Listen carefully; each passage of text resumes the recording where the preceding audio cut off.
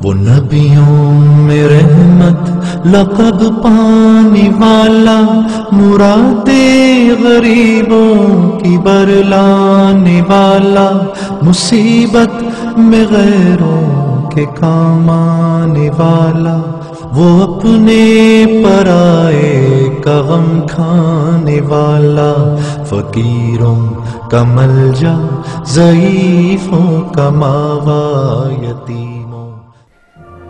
جہیز ہندوستانی سماج کا ایک ایسا ناسور جو ہر سال اوسطاً 10,000 خواتین کی موت کا ذمہ دار بن رہا ہے۔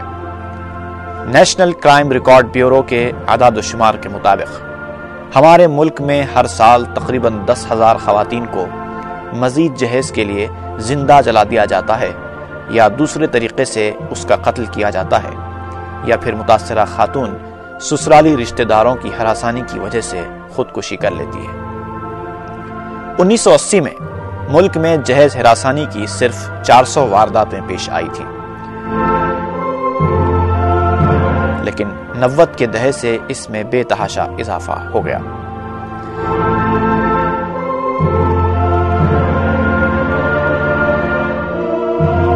1995 میں 6,000 خواتین کی اموات کے واقعات ریکارڈ کیے گئے۔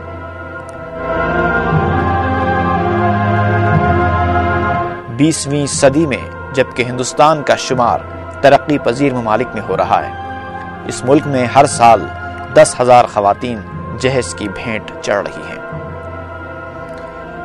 سال 2009 میں سپریم کورٹ نے بھی جہیز کی اموات میں بے تحاشا اضافے پر تشویش کا اظہار کیا تھا اور حکومت کو ہدایت دی تھی کہ وہ ان خاطی افراد کے خلاف سخت کارروائی کرے جو جہیز کے لیے صنف نازک کی زندگیوں کے ساتھ کھیل رہے ہیں۔ یہاں تک کہ سپریم کورٹ کے ایک جج نے جہیز کے لیے عورت کا قتل کرنے والے ملزم کو پھانسی کی سزا کی بھی وکالت کر دی تھی۔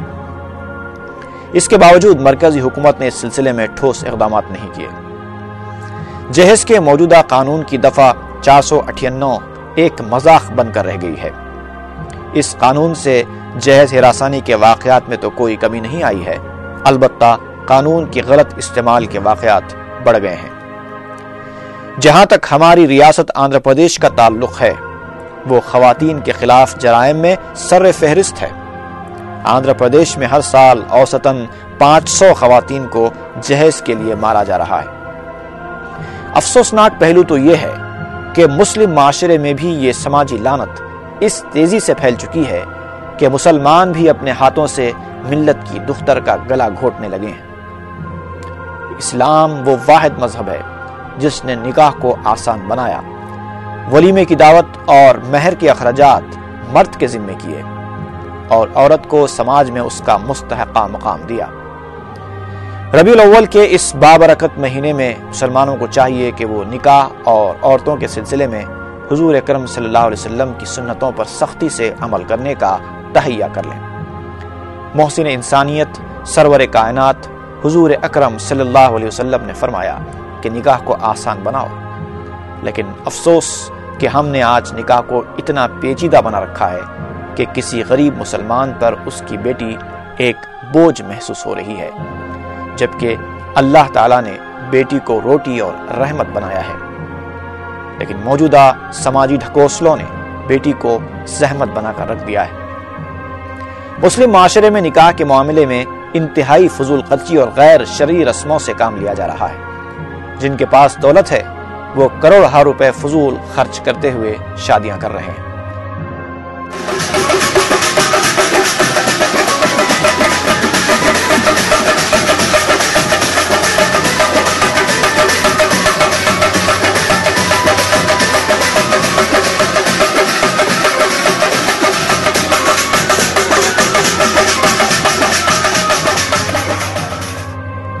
عالیشان فنکشن ہالز، قیمتی اور دیدہ زیب اسٹیجز، شاہانہ طرز کے لباس اور بے شمار قسم کی لغویات شادی بیاہ کا حصہ بنتی جا رہی ہیں۔ اس طرح کی شادیاں دیکھ کر ہی حریص اور لالچی لوگوں میں طمع بڑھنے لگتی ہے۔ لڑکی والوں پر دباؤ ڈالا جاتا ہے کہ وہ پہلے لاکھوں روپے جوڑے کی رقم دیں، گاڑی دیں، پھر شادی کوئی بڑے فنکشن ہال میں مختلف قسم کی غذاؤں اور لوازمات کے ساتھ کی جائے۔ یہ بھی دھمکی دی جاتی ہے کہ شادی میں کسی چیز کی کمی نہیں ہونی چاہیے ورنہ اس کے سنگین نتائج برآمد ہوں گے۔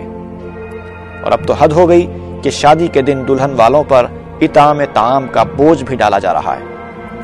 اتنے کٹھن مرحلوں سے گزرنے کے بعد اپنی بیٹی کو ودا کرنے والے دلہن والوں پر چند دن کے بعد مزید جہیز کے لیے ہراساں کیا جاتا ہے۔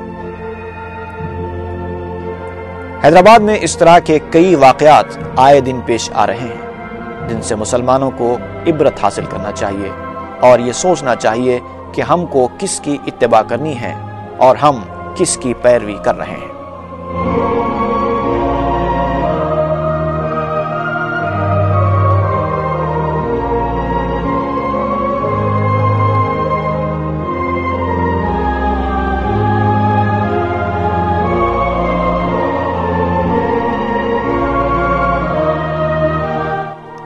حضور اکرم صلی اللہ علیہ وسلم نے فرمایا، عورتوں کے ساتھ اچھا سلوک کرو۔